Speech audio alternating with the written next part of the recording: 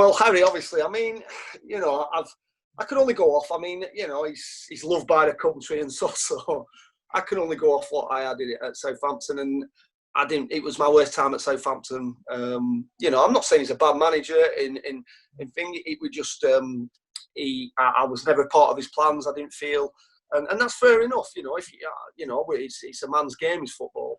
But he never told me that.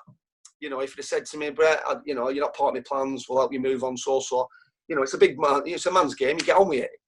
You might not like it at the time, but you respect that, and that's football through and through. But he never ever gave me that inclination that I wasn't part of his plans. There was always a bit of rope there that you could be involved, and then you wouldn't be. And and it was just things like when he brought me back from Wigan and he played me in the last game of the season at United. And it was like, you haven't played me all season. And I was doing well at Wigan, to be honest. I scored a couple of goals for him. They got promotion that year, and stuff. So I always found him. It was virtually impossible to second guess Harry Redknapp. I mean, it is for most managers, but for me, it was just. I just felt that with Harry, if he told you something, he always seemed to do the opposite. So and like I say, just the fact that I weren't involved is probably remember the time. It was the most depressing time at Southampton, to be honest.